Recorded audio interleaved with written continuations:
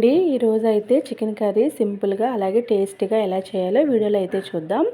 మరి వీడియోలోకి వెళ్ళే ముందు అయితే ఒక చిన్న రిక్వెస్ట్ అండి. మన ఛానల్ ఫస్ట్ టైం చూస్తున్నట్లయితే ప్లీజ్ సబ్స్క్రైబ్ చేసుకోండి. అలాగే వీడియో కనుక నచ్చితే ఒక లైక్ చేయండి. ఇప్పుడైతే నేను హాఫ్ కిలో చికెన్ తీసుకున్నానండి. ఆ చికెన్తో పాటు గుడ్లు కూడా తీసుకున్నాను. చికెన్ని శుభ్రంగా కడిగి అందులో పసుపు, సాల్ట్, కారం, మసాలా పొడి, అలాగే కొంచెం పెరుగు వేసుకొని బాగా కలుపుకొని మ్యారినేట్ చేసి ఒక హాఫ్ అన్ అవర్ పాటు ఫ్రిడ్జ్లో పెట్టుకోవాలండి.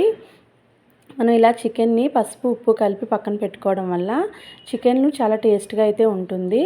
మనకి సాల్ట్ కూడా బాగా పట్టి చికెన్ అయితే ముక్క తినడానికి చాలా రుచిగా అయితే ఉంటుంది. కాబట్టి ఇలాగా మనం అన్నీ వేసుకొని బాగా కలుపుకొని పక్కనైతే పెట్టుకోవాలి. తర్వాత మనకి చికెన్ కర్రీ కావాల్సిన సామాన్లన్నీ రెడీ చేసుకోవాలి. ఇక్కడ నేనైతే ఒక 3 ఆనియన్స్ తీసుకున్నాను. ఆనియన్స్ బాగా కడిగి ముక్కలుగా కట్ చేసుకుంటున్నాను. ఇలా చిన్న చిన్న ముక్కలుగా కట్ చేసుకుంటే మనకి గ్రేవీ అనేది బాగా వస్తుంది. కాబట్టి ఉల్లిపాయ ముక్కలు చిన్నగా కట్ చేసుకోవాలి. తర్వాత అల్లం వెల్లి పేస్ట్కి కావాల్సినవి నేను రెడీ చేసుకున్నానండి.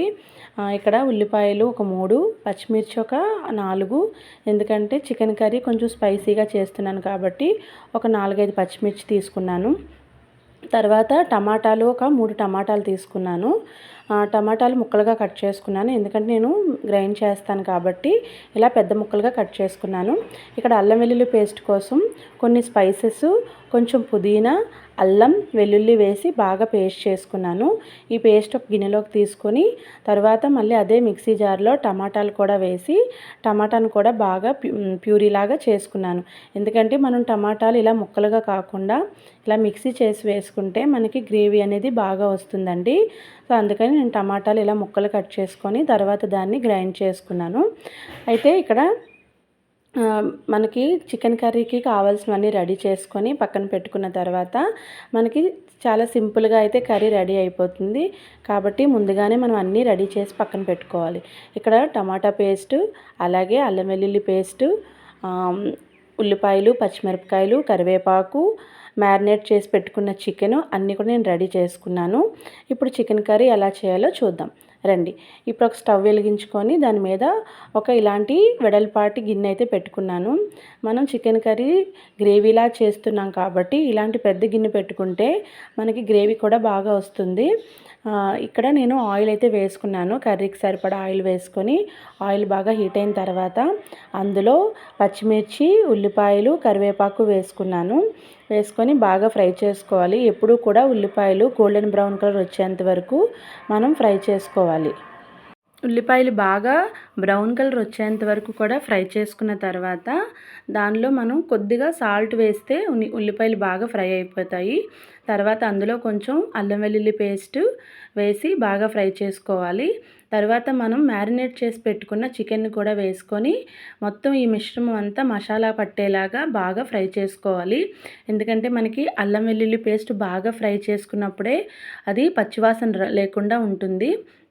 ఇక్కడ చికెన్ని కూడా నేను ఆయిల్లో బాగా ఫ్రై చేసుకుంటున్నాను. ఎందుకంటే చికెన్ ఆయిల్లో బాగా ఫ్రై అయితే ముక్క తినేటప్పుడు కూడా గట్టిగా చాలా బాగుంటుంది. ఇక్కడ మొత్తం మసాలా అంతా బాగా పట్టినట్టుగా ఫ్రై చేసుకొని తర్వాత నేను చికెన్ పక్కన ఫ్రై అవుతుండగా ఒక కళాయి పెట్టుకొని అందులో నేను బంగాళాదుంప ముక్కలు వేసి ఫ్రై చేస్తున్నాను.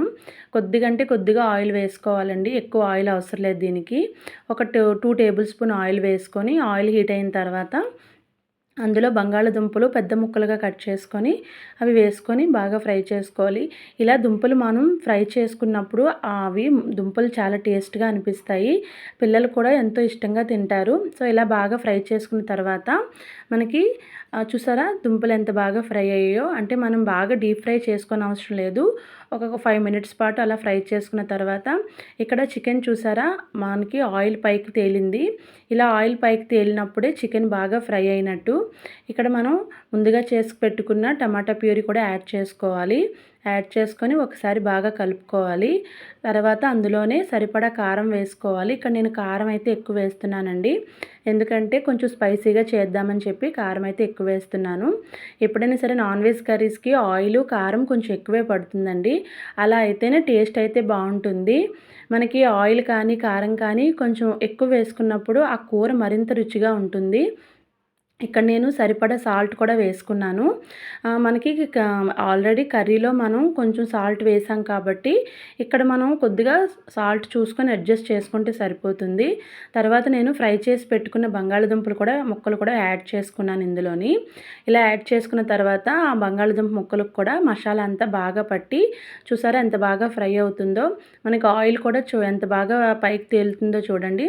ఇలా కర్రీ చేస్తున్నప్పుడు మనకి కర్రీ అయితే చాలా రుచిగా అయితే ఉంటుంది. పిల్లలు కూడా చాలా ఇష్టంగా తింటారు. ఇక్కడ బాగా ఫ్రై అయిన తర్వాత నేను మ్యారినేట్ చేసి పెట్టుకున్న చికెన్లో ఉన్న వాటర్ అయితే కొంచెం నేను ఇందులో అయితే వేస్తున్నాను. చికెన్ తీసేసిన తర్వాత మనకి ఆ గిన్నెలో కొద్దిగా పసుపు, ఉప్పు, కారం ఉంటుంది కదా, అందులోనే కొద్దిగా వాటర్ వేసి ఆ వాటర్ అంతా కూడా నేను చికెన్లో వేసుకున్నాను. వేసుకున్న తర్వాత బాగా కలుపుకోవాలి. ఒకసారి బాగా కలిపిన తర్వాత ఇప్పుడు మనం ముందుగా చెప్పాను కదా గుడ్లు తీసుకున్నామని, ఆ గుడ్లు కూడా ఇందులో వేసుకోవాలి. ఎప్పుడు కూడా గుడ్లు మనం చికెన్తో పాటు ఫ్రై చేయకూడదు. అలా చేస్తే అవి చిరిగిపోయి కూరలో కలిసిపోతాయి. కాబట్టి గుడ్లు మాత్రం మనం సపరేట్గా తర్వాత అయితే యాడ్ చేసుకోవాలి. ఇందులో నేను చికెన్ బాగా ఫ్రై అయిన తర్వాత వాటర్ వేసుకున్న తర్వాత గుడ్లు అయితే యాడ్ చేస్తున్నాను. ఇలా చేయడం వల్ల గుడ్లు చిదిగిపోకుండా చక్కగా అవి బాగా మనకి చికెన్తో పాటు అవి కూడా బాగా బాయిల్ అవుతాయి. ఇక్కడ నేను వేసిన తర్వాత మూత అయితే పెట్టుకుంటున్నాను. మూత పెట్టుకొని ఒక 5 నిమిషాల తర్వాత చూసారా ఆయిల్ ఎంత బాగా పైకి తేలిందో. ఇక్కడ గుడ్లు, బంగాళదుంప కూడా బాగా బాయిల్ అయిపోయాయి. ఇలా చేసుకున్న తర్వాత మనకి కర్రీ అయితే రెడీ అయిపోతుంది. చూడండి కర్రీ చూడడానికి ఎంత కలర్ఫుల్గా ఉందో, టేస్ట్ కూడా చాలా బాగుంది. ఎక్కువ సమయం కూడా పట్టదు మనకి. మనం అన్నీ రెడీ చేసి పెట్టుకుంటే ఒక 5-10 నిమిషాల్లో అయితే చికెన్ కర్రీ రెడీ అయిపోతుంది. మరి మీకు ఈ వీడియో నచ్చిందా? నచ్చితే ఒక లైక్ చేయండి. Thank you for watching.